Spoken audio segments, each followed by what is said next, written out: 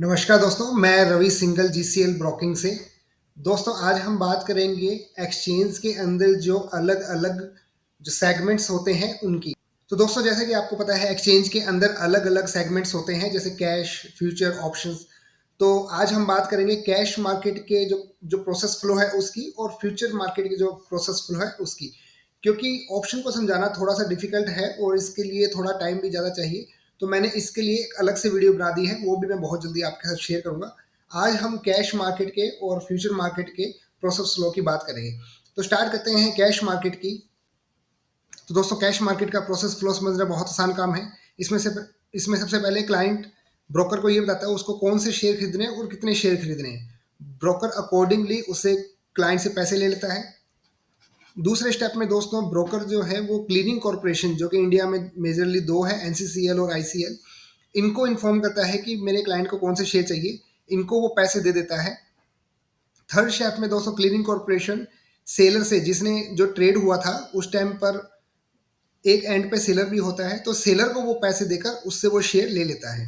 Fourth step में दोस्तों clearing corporation जो शेयर्स है जिसको हम सिक्योरिटी भी बोलते हैं, वो दूसरे एंड से लेकर ब्रोकर को प्रोवाइड करवा देता है।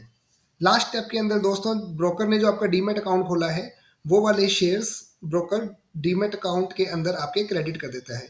तो पूरे प्रोसेस फ्लो को दोस्तों आसान टर्म्स में समझें तो एक तरफ आपने पैसे दिए, दूसरी तरफ आपके अकाउंट में शेयर्स क्रेडिट हो गए।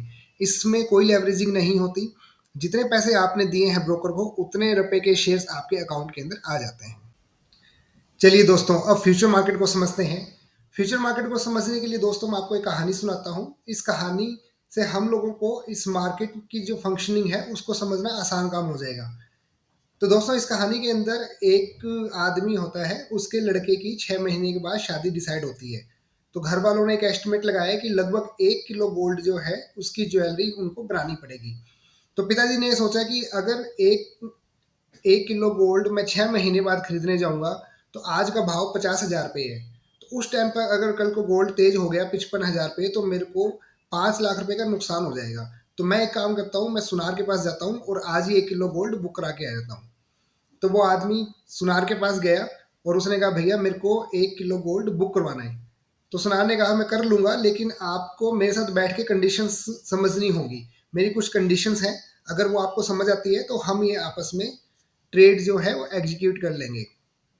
तो पिताजी ने कहा बताइए कि क्या कंडीशंस है। तो इसको मैं आपको एक स्लाइड के थ्रू दिखाता हूँ। तो दोस्तों सुनार ने कागज पेन लिया और उसने कहा सबसे पहले हम लिख लेते हैं कि आपको क्या चीज़ बुक करानी है। तो उसने कहा मुझे गोल्ड बुक करवाना है।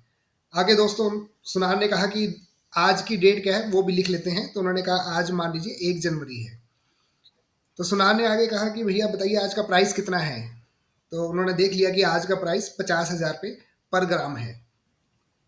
तो यानी कि अगर 1 किलो के अंदर जैसे 100 ग्राम होता है तो हमारी टोटल 50 लाख रुपए की गोल्ड देने की एक कमिटमेंट हुआ है।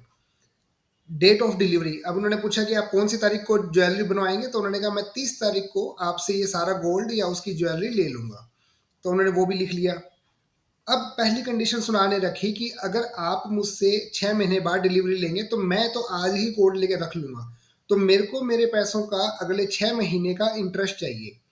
तो उसने बताया कि मैं 12% साल के हिसाब से आपसे चार्ज करूंगा, और क्योंकि आप मुझसे 6 महीने में ले रहे हैं तो मैं आपसे 6% के हिसाब से 50 लाख रुपए का 6% लूंगा। तो 3 लाख रुपए मैं अलग से आपसे इसका चार्ज करूंगा।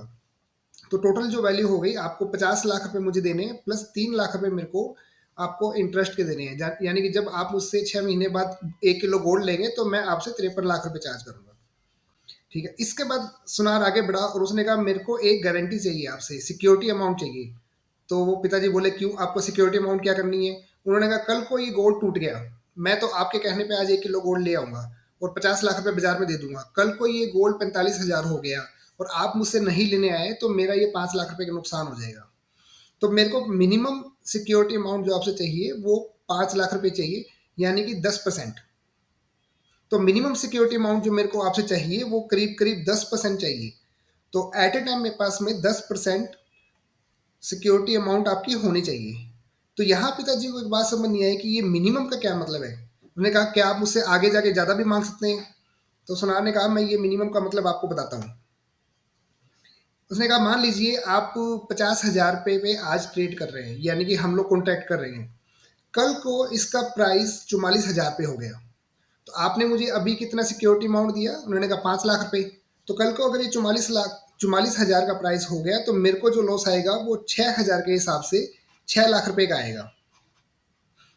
तो उसने कहा कि अब आपका जो डिपॉजिट है 5,30,000 है और 6 लाख का लॉस आ जाएगा, तो मैं 70,000 रुपये के लॉस में आ जाऊंगा, और कल को आप मुझसे गोल्ड लेने नहीं आए तो ये मेरे को नेट में लॉस हो जाएगा। तो पिताजी ने कहा फिर बताइए क्या कर सकते हैं? तो उसने कहा एक बार के लिए आप मुझे 10% दे जाइए, जैसे जैसे आपका गोल्ड का भाव ऊपर नीचे होगा, अगर ऊपर चला जाएगा तो मुझे कोई दिक्कत नहीं है, लेकिन अगर नीचे चला गया तो आप फिर से जितना भी भाव नीचे जाता है उतना आप मुझे पैसा और दे के चले जाइए। तो दोस्तों पिताजी को सारी बात समझ आ गई, उन्होंने एक बार के लिए 10% दे दिया। 6 महीने बाद मान लीजिए पिताजी फिर से गोल्ड की शॉप पर आते हैं, तो अब 3 केसेस हो सकते हैं इस केस में। नंबर 1 की गोल्ड का भाव ऊपर चला गया, 55,000 हो गया, तो पिताजी ने कहा कि मेरे को गोल्ड नहीं बनवाना, आप एक काम कीजिए, मुझे तो 50,000 रुपये हमारा भाव तय हुआ था, 55,000 हो गया, तो आप तो मेरे को ये जो 5,000 का डिफरेंस है ये मुझे दे दीजिए। तो सुनार ने कहा ठीक है, मैं ये गोल्ड बाजार में बेच दूंगा, तो आप मुझसे ये 5 लाख रुपए कैश में ले लीजिए। दूसरे केस में दोस्तों मान लीजिए गोल्ड का भाव 45,000 हो गया और 5,000 का मान लीजिए लॉस हो गया, तो सुनार ने कहा कि अगर आपको गोल्ड नहीं लेना तो कोई बात नहीं, आप मुझे 100 रुपये से मल्टीप्लाई करके 5 लाख रुपए दे दीजिए, या मैं आपकी जो सिक्योरिटी अमाउंट है उसमें से काट लेता हूँ और अपना कॉन्ट्रैक्ट जो है वो खत्म हो गया। तीसरा दोस्तों, पिताजी ने क्या किया, जो 53 लाख रुपए की बात हुई थी वो 53 लाख रुपए उसको पे किए और गोल्ड की ज्वेलरी बना के अपने घर पे ले गए। तो दोस्तों यही फ्यूचर मार्केट का बेस है, जो मैंने आपको अभी सुनार का एग्जांपल दिया, जहां पर दो अलग अलग लोग बैठ के आपस में कोई भी कॉन्ट्रैक्ट कर रहे हैं, इसको हम लोग फॉरवर्ड मार्केट बोलते हैं, और फॉरवर्ड मार्केट ही फ्यूचर मार्केट का बेस है। सिर्फ दोनों में इतना फर्क है कि फॉरवर्ड मार्केट में कोई भी दो रैंडमली लोग आकर आपस में कॉन्ट्रैक्ट कर सकते हैं, जबकि जो फ्यूचर मार्केट है वहां पर एक्सचेंज, जिसको हम कमोडिटी एक्सचेंज या इक्विटी एक्सचेंज भी बोलते हैं, वो एक स्टैंडर्ड प्रोडक्ट बनाती है जिसमें जिस कमोडिटी के ऊपर या इक्विटी के ऊपर ट्रेड होगा उसको हम अंडरलाइंग एसेट बोलते हैं। जैसे इस उदाहरण की बात करूं तो इस केस में जो अंडरलाइंग एसेट है वो हमारी गोल्ड थी। सेकंड दोस्तों, जो डेट जिस पे ट्रेड एग्जीक्यूट हुआ है उसको हम ट्रेड डेट बोलते हैं। प्राइस जिस पे जो कॉन्ट्रैक्ट फाइनल हुआ है उसको हम ट्रेड प्राइस बोलते हैं। ये कॉन्ट्रैक्ट वैल्यू, अगर मान लीजिए 100 का मल्टीप्लायर है यहाँ पर, तो ये टोटल कॉन्ट्रैक्ट की वैल्यू है।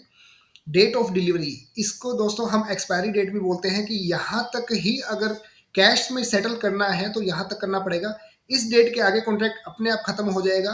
अगर डिलीवरी लेनी है क्लाइंट को तो डिलीवरी लेनी पड़ेगी, अदरवाइज वो कैश में जो भी प्रॉफिट लॉस है उसमें सेटल हो जाएगा। नेक्स्ट दोस्तों, इंटरेस्ट की जो बात है, क्योंकि फ्यूचर के डेट जनरली 3 से 6 महीने के, 1 से 3 महीने के होते हैं, तो इंटरेस्ट अमाउंट के हिसाब से थोड़ा सा आप देखेंगे तो फ्यूचर के रेट हमेशा करंट रेट से ऊपर चलते हैं। जो करंट प्राइस है दोस्तों उसको हम स्पॉट प्राइस भी बोल सकते हैं। टोटल वैल्यू, जो फ्यूचर के जो कॉन्ट्रैक्ट हैं वो टोटल वैल्यू का ही एक तरह से रिफ्लेक्शन होते हैं। और जो मिनिमम सिक्योरिटी अमाउंट है दोस्तों जो हमने समझी, ये दोस्तों आपका, इसको हम मार्जिन मनी बोल सकते हैं। जो मार्जिन मनी आप से ब्रोकर चार्ज करता है, जो आप मार्जिन मनी डिपॉजिट करवाते हो, इसको आप सिक्योरिटी मनी, मार्जिन मनी कुछ भी कह सकते हैं। एक्सचेंज की टर्म्स में इसको हम मार्जिन अमाउंट बोलते हैं। इसी को आगे जो सुनार ने समझाया था कि मेरे को अगर जो 10% है उससे भाव ऊपर या नीचे जाता है तो मेरे को आपको वो रोज पैसा देना पड़ेगा। इसी को हम M2M बोलते हैं, कि अगर 50,000 पे कॉन्ट्रैक्ट हुआ है, अगर यहाँ से 100 रुपये नीचे भी जाएगा तो वो 100 रुपये का जो डिफरेंस है वो जो क्लाइंट है उसको, यानी बायर को देना पड़ेगा आगे एक्सचेंज को। तो दोस्तों फ्यूचर मार्केट में समझने के लिए बहुत सारी चीज़ें हैं, लेकिन शॉर्ट में आप समझ लीजिए कि आप एक अंडरलाइंग एसेट होता है उसको बाय या सेल करने का कमिटमेंट करते हैं, और कौन सी डेट का कमिटमेंट होगा उसको हम एक्सपायरी डेट बोलते हैं। वहाँ से लेकर सपोज 3 महीने बाद की डेट है और आज आपने ट्रेड किया है, हर रोज हमें जो भी प्राइस अप या डाउन होंगे उसका पेमेंट ब्रोकर को देना होता है। और इस तरह से धीरे धीरे जब आप एक्सपायरी के पास में पहुंच जाते हैं तो पूरे पैसे देकर या तो आप वो जो अंडरलाइंग एसेट है उसको खरीद लीजिए, या फिर बीच में जब भी आपका मन करे ट्रेड को सेटल कर दीजिए। तो दोस्तों और भी बात करेंगे फ्यूचर ऑप्शन और कैश मार्केट के बारे में। आज के लिए इतना ही। बहुत बहुत धन्यवाद मेरी वीडियो को पूरा देखने के लिए। आगे भी जुड़े रहिए, मैं इस तरह की वीडियोस आपके लिए और भी आगे बनाते रहूँगा। धन्यवाद।